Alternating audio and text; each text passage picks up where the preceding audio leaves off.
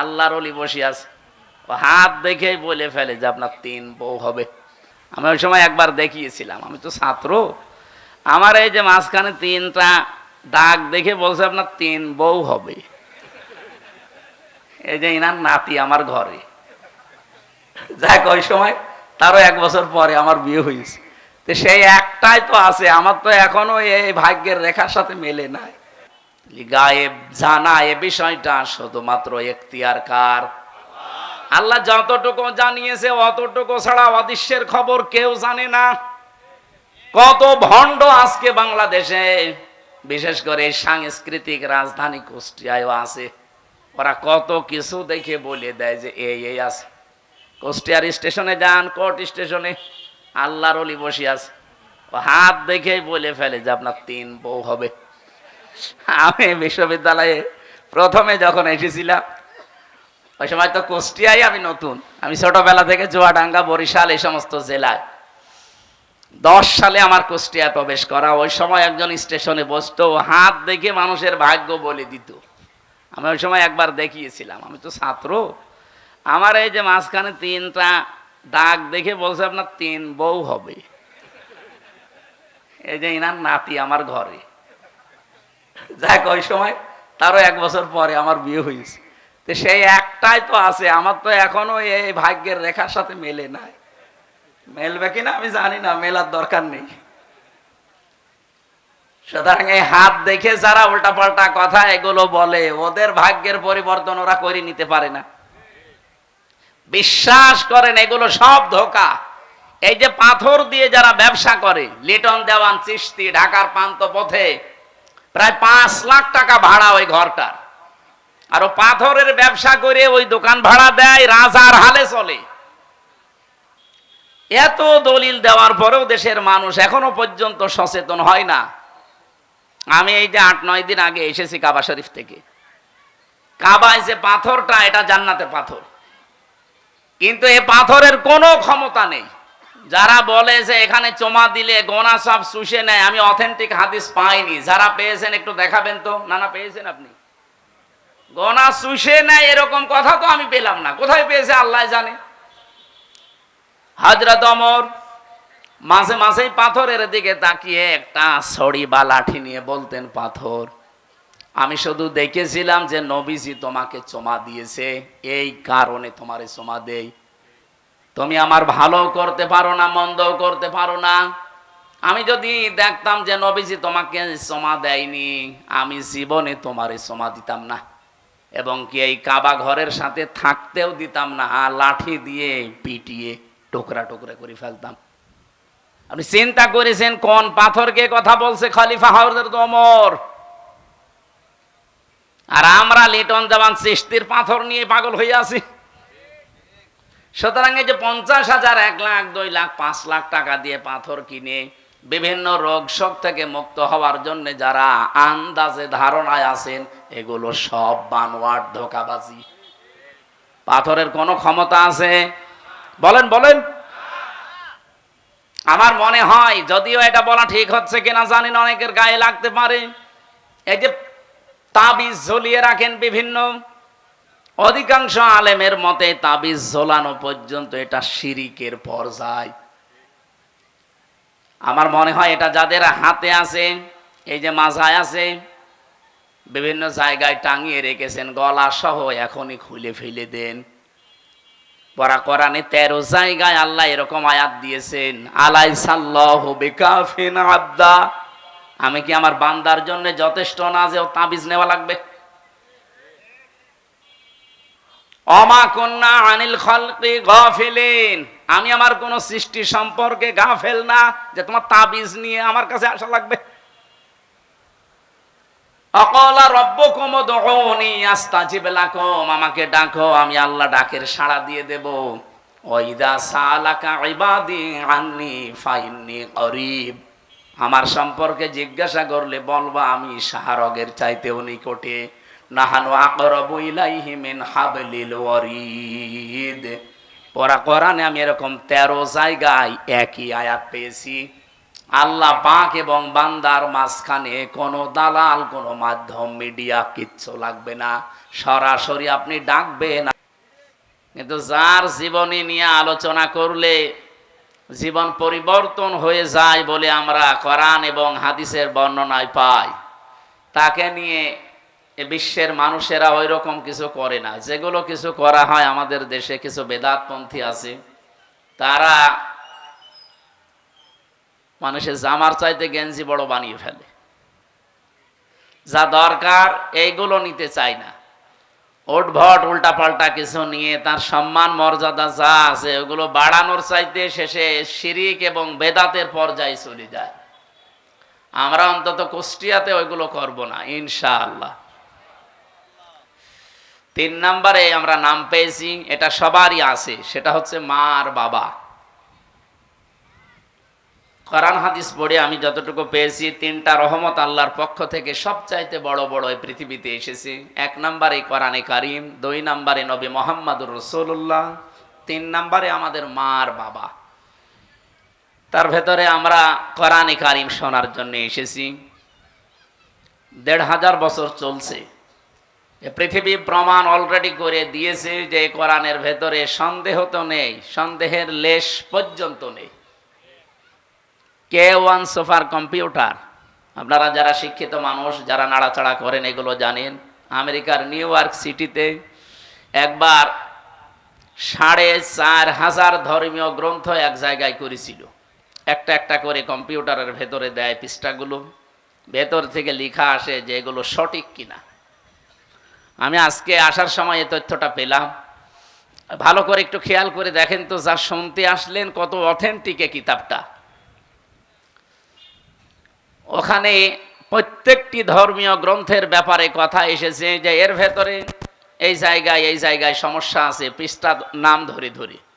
কোরআনে কারিম 1টা 2টা 3টা করে 6666 বলেন আর 6236 বলেন। এই আয়াতগুলো যখন একটা একটা করে দিয়েছে, সর্বশেষ লেখা উঠেছে যে এর ভেতরে কোনো ভুল নেই এবং এই রকম কিতাব পৃথিবীতে মানানো সম্ভব।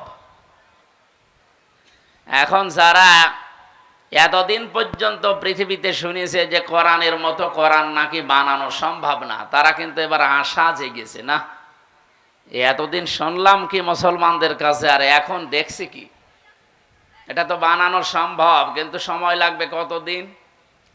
63,000 অক্টেলিয়ন বছর লাগবে।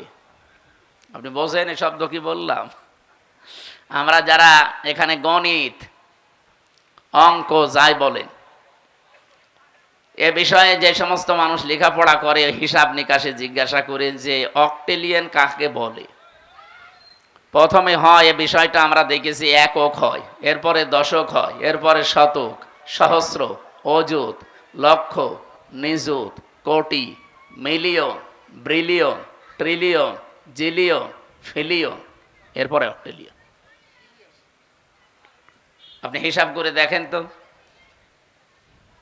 এত বছর যদি আপনি বাঁচেন, পুরাটা জীবন এর পেছনে দেওয়া লাগবে, তারপরে এরকম একটা কিতাব আপনি বানাতে পারবেন।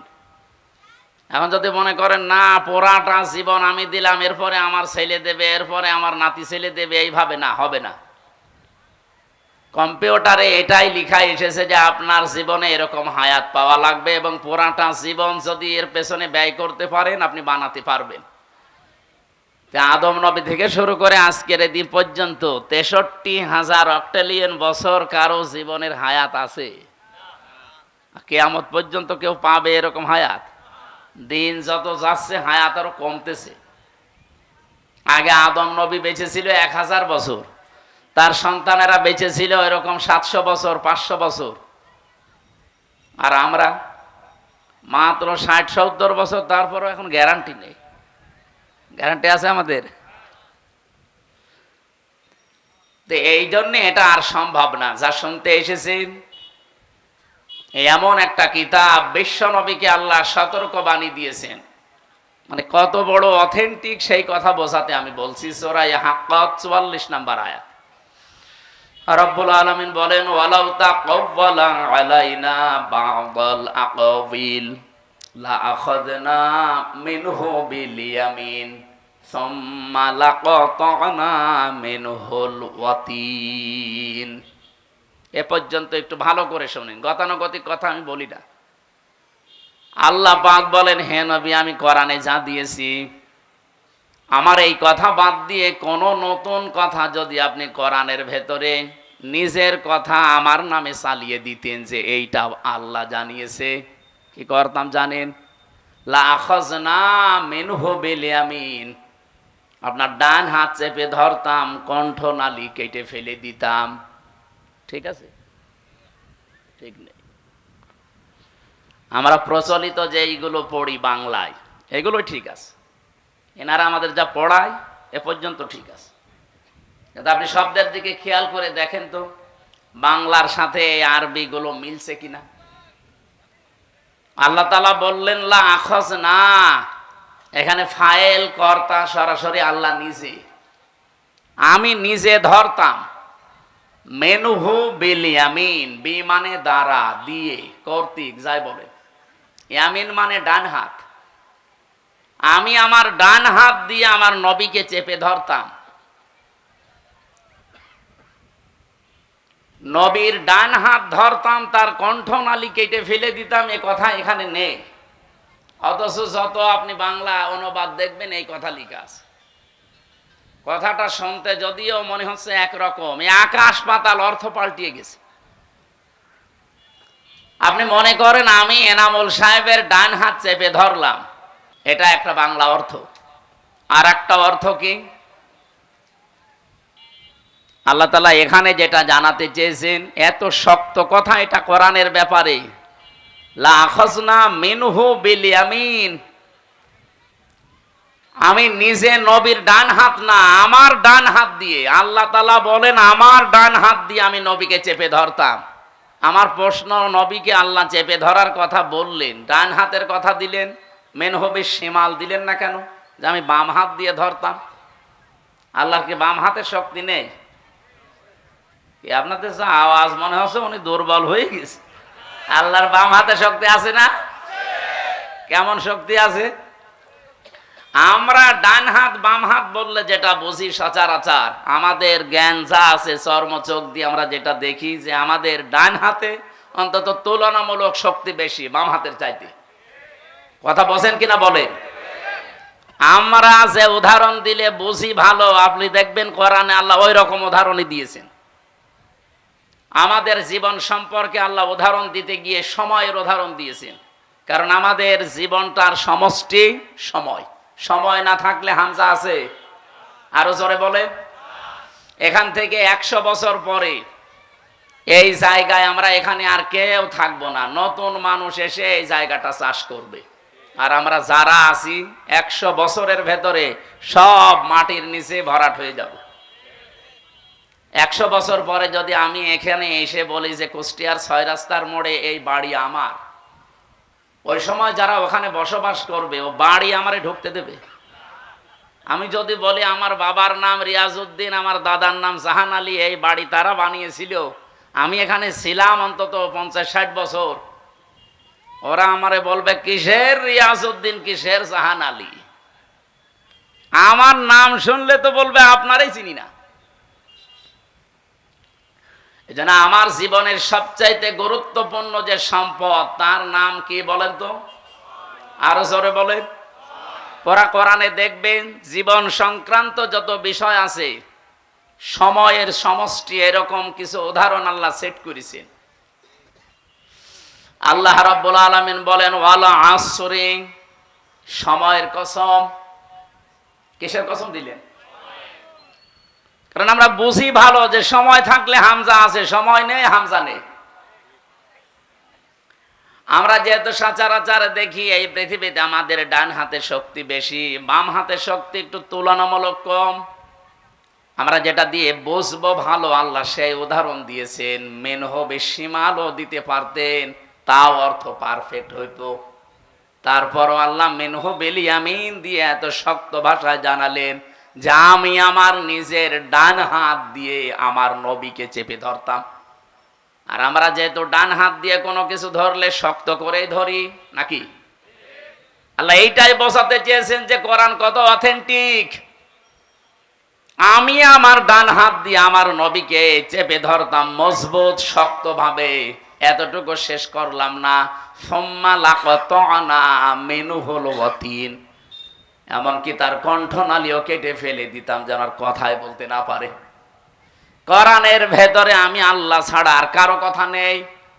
এমনকি ফামা মিনকুম মিন আহাদিন আনহু হাজিজিন, এ বিষয়ে আমাকে নিষেধ করা কোন শক্তি পৃথিবীতে আসমানে কারো নেই। এত বড় কঠিন কথা বলার পরেও দেখি আমাদের এই দেশে বহু মানুষ কোরআনের ব্যাপারে নিজের মতামত তুলে ধরে কথা বলে। এর আগে একজন বলছিল নাকি যে লাকুম দীনুকুম ওয়ালিয়া দীন, রাহুল বুখারী। একটা কথা হইল, কথা হচ্ছে কোরআনের, আপনি বুখারী শরীফ বলে চালিয়ে দিচ্ছে। নবীজি যদি কোরআনের ভেতরে কোনো কথা চালিয়ে দেয়, তাই তার ডান হাত না, তাকে চেপে ধরে ডান হাত দিয়ে তার কণ্ঠনালী কেটে ফেলার কথা। এত বড় কঠিন হুঁশিয়ারি, আর সেই জায়গায় বুখারী শরীফের হাদিস আপনি কোরআন বলে চালিয়ে দিচ্ছেন। কোরআনের আয়াত বুখারী শরীফ বলে চালাচ্ছে। আমার মনে হয় যদি ওহী নাজিল হওয়ার সিস্টেম থাকতো, ওই মহিলার সব কাটা পড়ে যেত, যে যেই বলে সেই কথা, যে লাকুম দীনুকুম ওয়ালিয়া দীন, রাহুল বুখারী।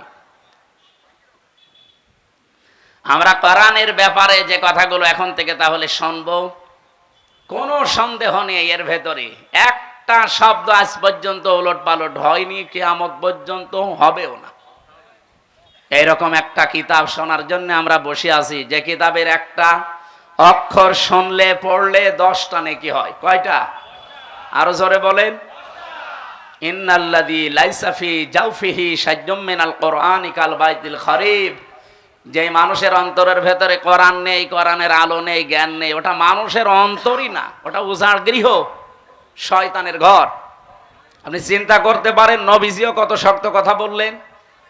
আজ 54 বছরে যারা বাংলাদেশে দায়িত্ব পালন করেছে, আপনি দেখেন অধিকাংশ গুলোর ভেতরে কোরআনের আলো, জ্ঞান, নূর ছিল না। এই জন্য আমাদের কপাল ওইভাবে উঠতে পারেনি। মা আনজালনা আলাইকাল কোরআন লিতাশকা, হে নবী কোরআন আপনাকে আমি এই জন্য দেইনি যে আপনি মার খাবেন, না খেয়ে থাকবেন, আপনি হতাশায় থাকবেন, না, কোরআন আমি দিয়েছি এ পৃথিবীতে আপনি উপরে উঠবেন। আর 54 বছরে আমরা এখনো ওই জায়গায় যেতে পারি না। 21 বছরে মালয়েশিয়া যেখানে চলে গেছে, আমি পুরা এলাকা ঘুরেছি মালয়েশিয়া, বাংলাদেশের চাইতে প্রায় 7 ডবল বড় দেশটা, বিশাল দেশ। 2003 সালেও তারা এইভাবে দাঁড়াতে পারে না, আমাদের মতোই ছিল। অথচ এই যে 21-22 বছরে তারা দেশটাকে, আজ বিশ্বের বুকে যদি 20টা দেশ উন্নত থাকে, মালয়েশিয়া একটা। সিঙ্গাপুর এ তো আরো খারাপ ছিল পর্যায়ে, তাদের চারিদিকে শুধু সাগর বেষ্টিত। সিঙ্গাপুরের যে ভূমিটা সর্বোচ্চ 42 কিলো, আমাদের কুষ্টিয়া জেলার অর্ধেক। এতটুকু একটা জায়গা, আমার মনে হয় এদিকে বিশ্ববিদ্যালয় থেকে শুরু করে খুব বেশি হলো খোকসা পর্যন্ত, এই যে এতটুকু একটা দেশ। তামাম পৃথিবীতে যদি 10টা দেশ আপনাকে গণনা করা লাগে উন্নত, তাহলে সিঙ্গাপুর ধরা লাগবে। আপনি টের পাচ্ছেন তারা মাছ ধরে খেত, এই যে জেলে বলে না বাংলায়, মাছ ধরে খায়, এদের কি বলে? জেলে। ওরা ওই ছিল। পুরা মালয়েশিয়ার যত ময়লা সব ভাগাড় হিসাবে তারা ব্যবহার করতো এলাকাকে। এই যে মাছ এবং গরু, ছাগল, মহিষ, এগুলো করে করে রক্ত, এই ময়লাগুলো সব এখানে ফেলা, এই জায়গা ছিল সিঙ্গাপুর। তো তারা আজ সততার কারণে, তাদের তো আর ইমান নেই, 100 জনের 95 জন তারা অমুসলিম, মাত্র 5 জন মুসলমান সেখানে। কিন্তু দাঁড়িয়ে যাওয়ার পেছনে আমি কারণ দেখেছি শুধু তাদের সততা, এবং তারা মানুষকে ধোঁকা দেয় না। আমরা এই দেশে এই 2টা জিনিস যদি এস্টাবলিশ করতে পারি, যে এই দেশে আমরা যারা আসবো সামনে সততা নিয়ে আসতে চাই, আর সততা তৈরি হয় পৃথিবীতে উৎকৃষ্ট মানের সততা এই কোরআনের জ্ঞানের দ্বারা। কিসের দ্বারা বলেন তো? বাংলাদেশে বিশেষ করে আমি তো এ দেশের প্রায় থানায় 630টা থানায় আমি গেছি, আমি দেখেছি একটা জিনিস ঝামেলা আছে এই দেশে। এদেশে আর ভারতে। আমরা এই রবিউল আউয়াল মাস আসলে নবীর মহাব্বতে এমন অবস্থা তৈরি হয়ে যায় আমাদের, বিশেষ করে চট্টগ্রাম আর সিলেটের মানুষের। এরা আয়াত পড়ে বেশিরভাগ সূরা মায়েদার এই 9 নম্বর আয়াতটা, 15 নম্বর আয়াতটার শেষের অংশটা বেশি পড়া হয়। কদ জাকুম মিনাল্লাহি নূরুন ওয়া কিতাবুম মুবিন, অবশ্যই আল্লাহর পক্ষ থেকে তোমাদের কাছে এসেছে স্পষ্ট নূর, কিতাব। এখানে তারা ব্যাখ্যা করতে গিয়ে আমি দেখেছি, বিশেষ করে চট্টগ্রাম আর সিলেটের মানুষেরা, তারা বলতে চায় এখানে নূর মানে মুহাম্মদুর রাসূলুল্লাহ আর কিতাব মানে কোরআন শরীফ।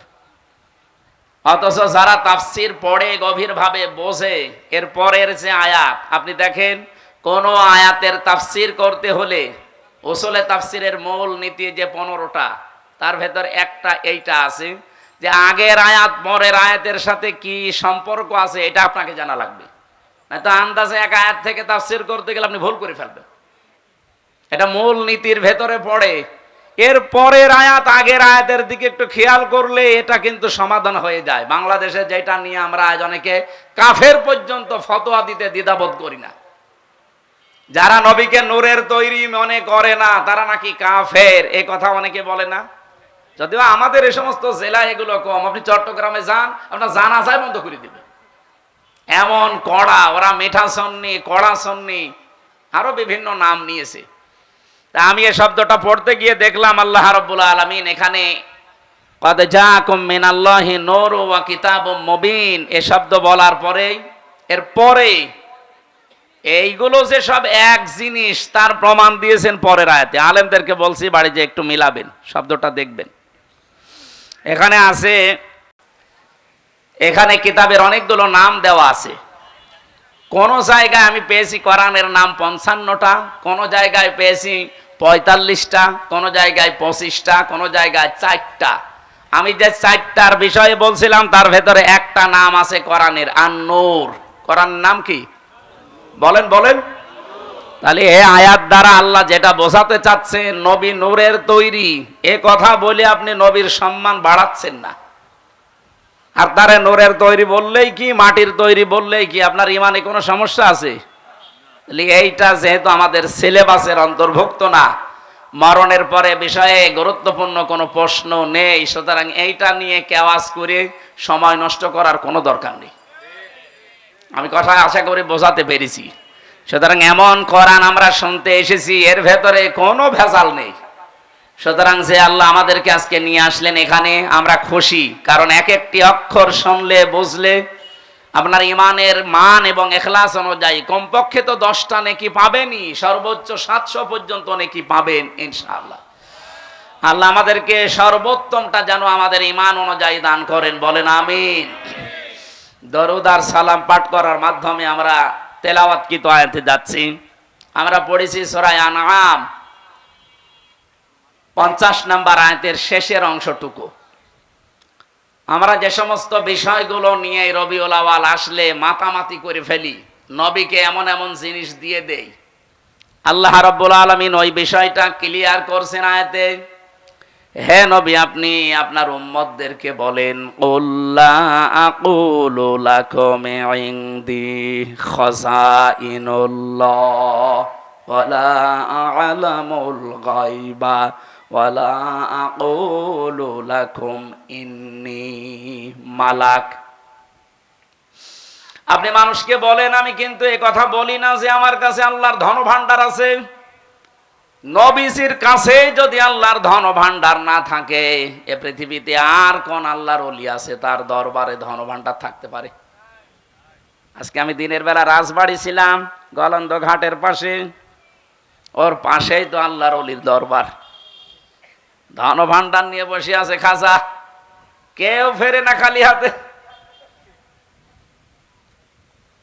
নবীজিকে আল্লাহ পরিষ্কার ভাষায় জানিয়েছেন, নবী আপনি বলেন আমার কাছে আল্লাহর ধন ভান্ডার আছে, আমি এ কথা বলি না। বলেন তো আল্লাহর পরে যার স্থান, তার কাছে যদি এটা না থাকে, কোন মহামানবের কাছে থাকতে পারে?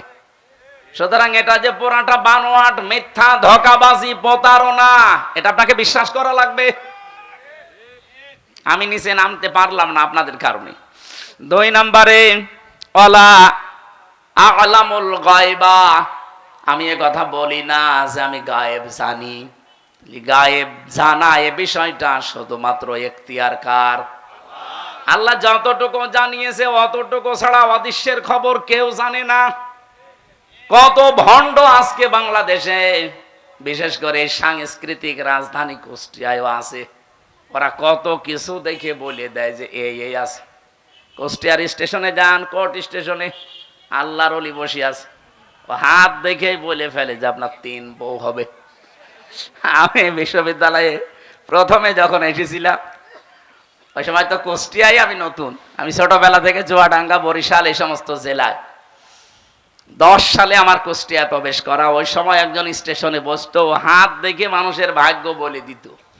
আমি ওই সময় একবার দেখিয়েছিলাম, আমি তো ছাত্র, আমার এই যে মাঝখানে 3টা দাগ দেখে বলছে আপনার 3 বউ হবে। এই যে ইনার নাতি আমার ঘরে। যাক, ওই সময় তারও 1 বছর পরে আমার বিয়ে হয়েছে। তো সেই একটাই তো আছে, আমার তো এখনো এই ভাগ্যের রেখার সাথে মেলে নাই।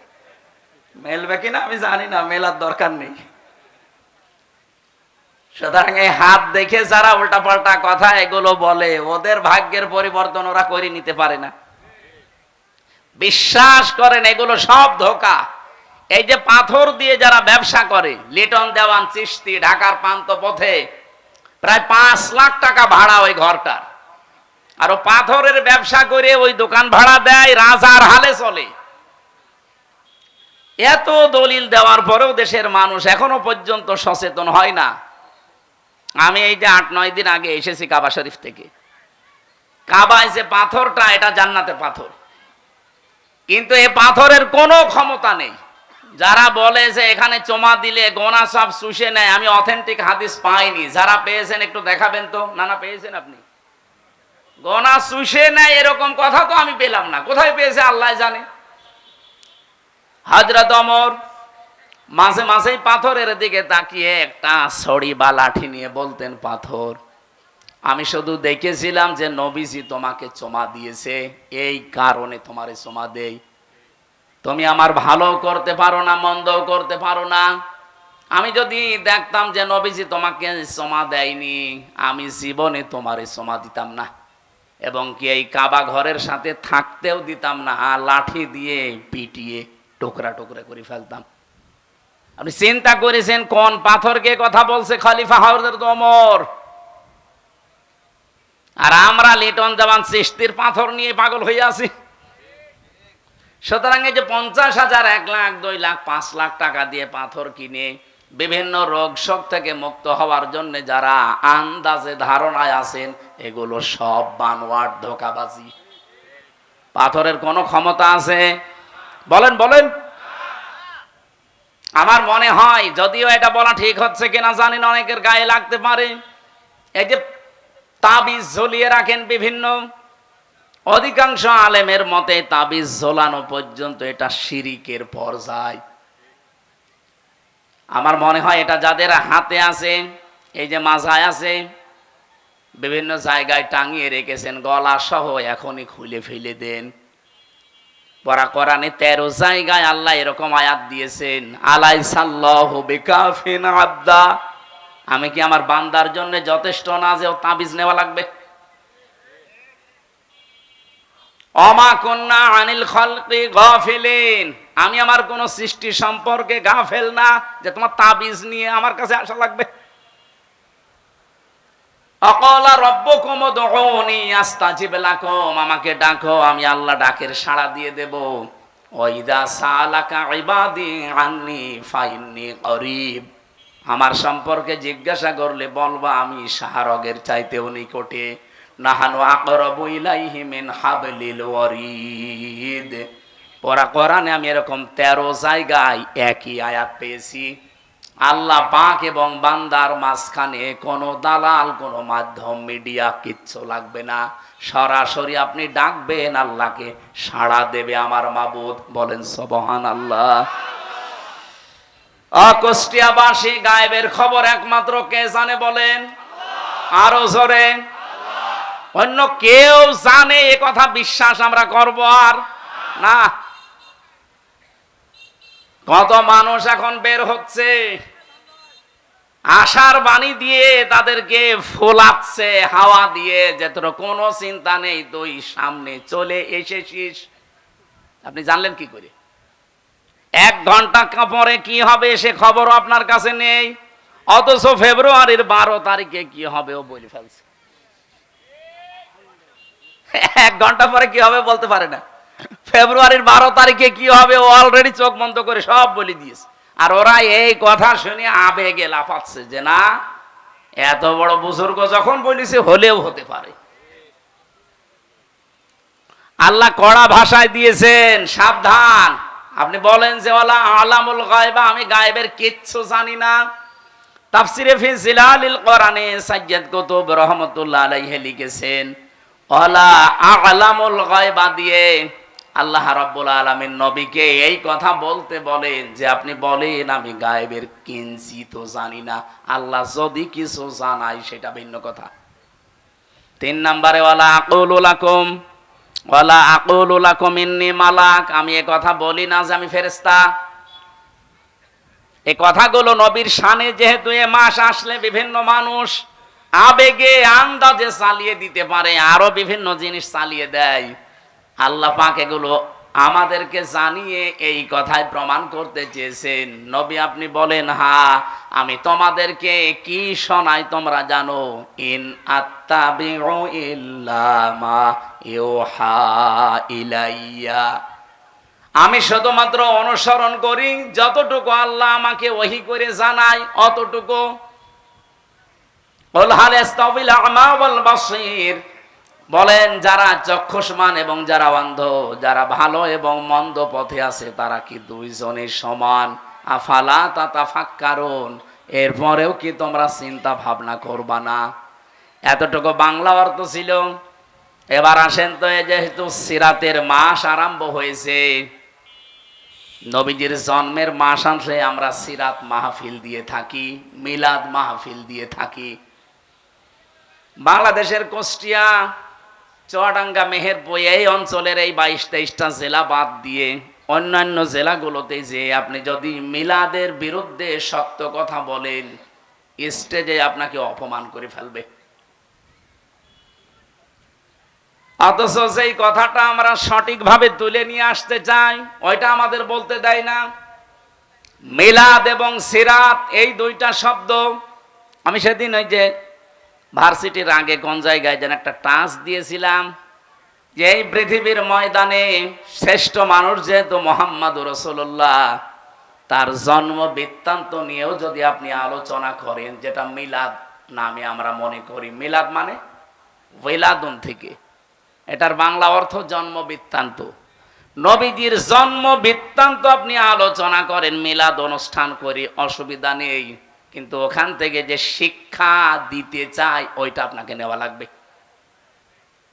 মিলাদ যারা মানুষকে দিয়ে দেন, আমাদেরকে ডাক দিয়ে হুজুর মিলাদ পড়ে দেন, আমি মিলাদের যতগুলো শিক্ষা পেয়েছি তার অন্যতম শিক্ষা এইটা। একটু ভালো করে শুনবেন, এটা যদি মানতে পারেন আপনি মিলাদ দেন, আমি আপনার মিলাদ পড়াবো কালকেই। যদি মানতে না পারেন আপনার মিলাদ দেওয়ার দরকার নেই, আপনার আরো গুনাহ হবে। 1 নম্বরে, এটা সিরাত ইবনে হিশামের ভেতর থেকে বলছি, বিশ্ব নবী পৃথিবীতে আসার পরে সর্বপ্রথম যেই মহিলার দুধ পান করেছিলেন ওনার নাম উম্মে আইমান। দ্বিতীয় যে মহিলার দুধ আল্লাহর নবী তার আপন মা বাদ দিয়ে পান করেছিলেন, এই মহিলার নাম হযরতে হালিমাতুস সাদিয়া রাদিয়াল্লাহু তাআলা আনহা। সিরাত ইবনে হিশাম, এই মহিলা এসে যখন নবীকে কোলে তুলে নিয়েছে, ডান স্তন দিয়েছে, তিনি পান করলেন, বাম স্তন মুখে লাগিয়েছে, উনি মুখ বের করে নিলেন। হযরতে হালিমা বলেন 1 বার 2 বার 3 বার তার মুখে আমি স্তন দিলাম, 3 বারে তিনি বের করে দিলেন। চোখের ইশারা দিয়ে আমাকে জানাতে চাই, মা হালিমা জোর করেন কেন? আমি জানি আপনার একটা সন্তান আছে, তার নাম আব্দুল্লাহ। আমি তো ডান স্তন, আমার হক অধিকার ছিল, আমি পান করেছি, বাম স্তন আমার এটা অধিকার না, আমার হকও না, এটা আমার দুধ ভাই আব্দুল্লাহর অধিকার। ও মা হালিমা, ভালো করে বোঝেন, এ পৃথিবীতে আমি ভাইয়ের হক নষ্ট করার জন্য আসি নাই, এসেছি ভাইয়ের হক ফিরিয়ে দেওয়ার জন্যে। মিলাদের আমি প্রায় 27টা শিক্ষা বের করতে পেরেছি, তার ভেতরে এইটা একটা, যে নবী মায়ের কোলে বসে ভাইয়ের হক ফিরিয়ে দেয়, নষ্ট করে না, সেই নবীর উম্মতে রবিউল আউয়াল মাস আসলে মিলাদ দেয় একদিকে, আর একদিকে ভাইয়ের হক মারার জম। এখানে ভাই বলতে শুধুমাত্র আপন ভাই দুধ ভাই না, আল মুসলিম আখুল মুসলিম, মুসলমান মুসলমানের কি বলেন বলেন। অথচ আগস্টের 5 তারিখের পর থেকে 1 বছর 26 দিন চলছে, এই 1 বছর 25-26 দিনে আমরা দেখলাম বহু মুসলমান ভাইয়ের অনেক হক নষ্ট করে ফেলেছে। বিশেষ করে খাজানগর কবরহাটে, একথা বলছেন না কেন? কত মানুষ এই জায়গাতে দেখলাম, হাজার হাজার লক্ষ লক্ষ কোটি টাকা তারা অলরেডি শুধু চাঁদাবাজির মাধ্যমে, অথচ চাঁদাবাজি করে এই টাকা দিয়ে আবার এই রবিউল আউয়াল মাস আসলে আমারে ডাক দিয়ে বলে হুজুর মিলাদ পড়িয়ে দেন। কিসের টাকা? চাঁদাবাজির টাকা। বিশ্বনবী মায়ের কোলে বসে ভাইয়ের হক নষ্ট করে না, আর আপনি এত বড় হয়ে গেছেন রবিউল আউয়াল মাসে মিলাদ দেবেন। কি কি দিয়ে মিলাদ দিচ্ছেন? একটা একটা করে যদি এখন নিচে নামা হয়, আমার মনে হয় আমি সবাই ধরা খেয়ে যাব। ও দরকার নেই, অন্তত এদিক ওদিকে 5 কেটে চলে যায়।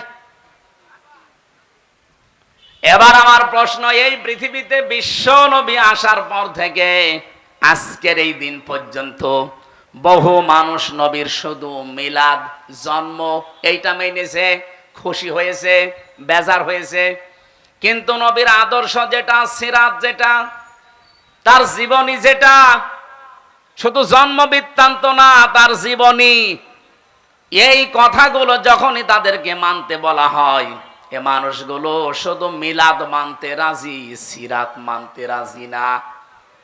আমি সেই প্রথম থেকে আরম্ভ করছি, নবীর আপন চাচা আমি 11 জনের নাম পেয়েছি, তার ভেতরে 4 জনের বেশি আলোচনা হয় আমাদের।